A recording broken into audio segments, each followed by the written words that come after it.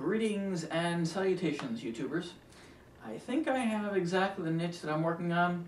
I'm going to see if it's going to be feasible, and if it is, I think you'll really enjoy it. But for right now, this is the last component that I'm going to be incorporating into my build that is of note to anyone. And it is this.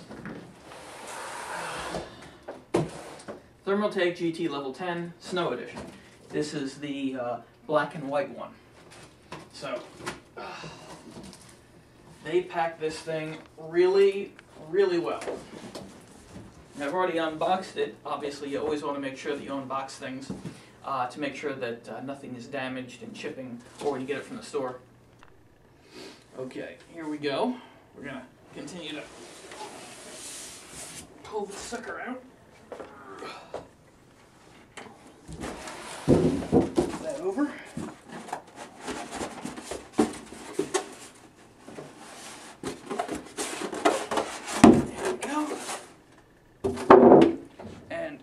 Here is the actual case itself. They ship it to you in a really nice fabric protector, which I'm a fan of. Prevents the actual case from getting scratched. And here it is. It's actually quite nice. They protect the lucite window over here, which has a direct line to be able to see your RAM and processors. This area is moddable. Don't know how. Seen some other videos on this. If you take a look at the top here, you'll see this area over here. This is where you can control the fan LEDs, the fan speed, which actually does matter, USB 3.0 up here, and an eSATA port. And over here we have an area to vent the hot air.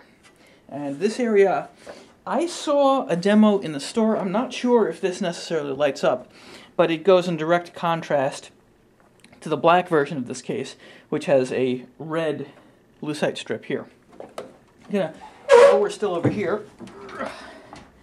We're going to take a look at this section over here to see if the cable management.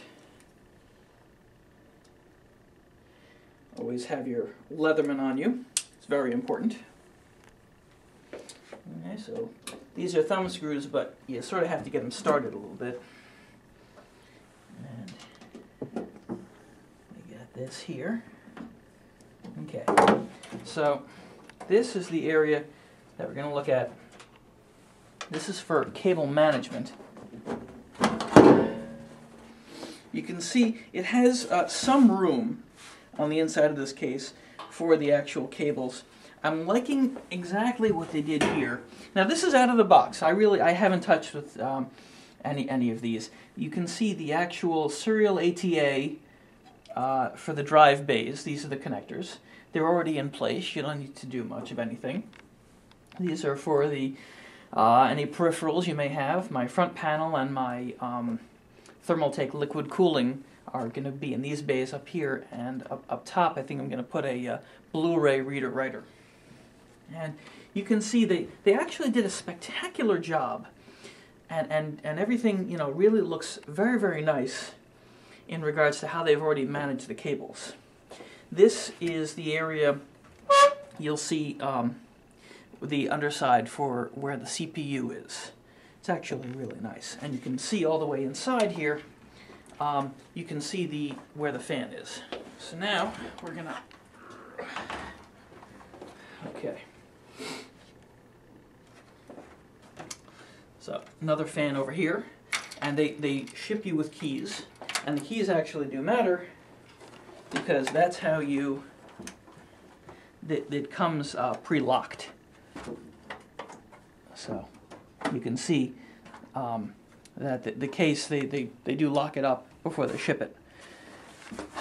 200mm fan down here, 200mm fan up top here.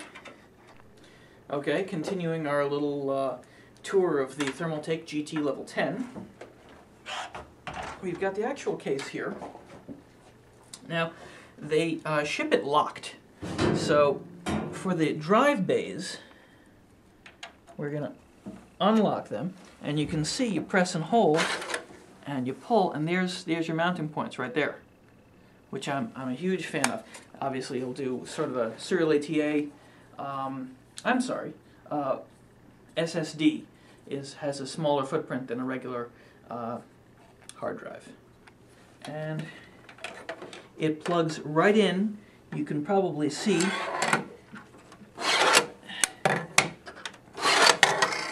it goes right into the connectors for the serial ATA. And goes right in there. So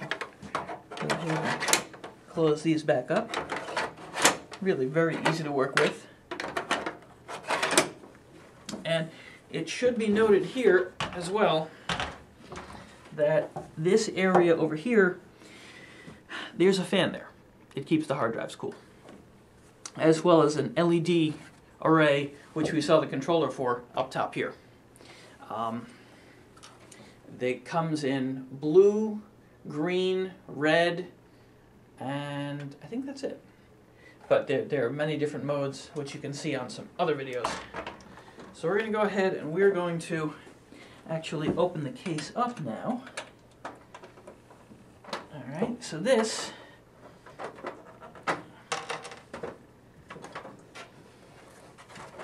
there we go. Now, what's interesting here, if you take a look at this spot, this is what powers this very large 200mm fan. And these fins allow you to aim where you want the wind to go. So if you want it on the video cards, sort of down here, you can do that. If you want it lower down or higher up, it's very versatile. I'm a big fan of that. And of course, here's the window itself for viewing. And as I mentioned earlier, I have a Coolants case right now. And working in that was always a bit of a challenge. You always get the bloody knuckles because of the small amount of space. But in here, not so much. You got a lot of headers for a lot of the fans and the LEDs, and they're all, it's nice and neat. And the actual accessory kit is over here. It comes with all the screws and mounts that you would possibly need. And you can see underneath here is another one of the 200mm fans. Again, they all have LEDs with them. Now, for some of the other little surprises, we've got down here, this is where you would mount the power supply. Okay, down in this area over here. And we're going to show, here it is. We have a dust filter right here for the big 200mm. And they went a little nutso with the dust filters. Not necessarily a bad thing, but they're just, it's nice to know.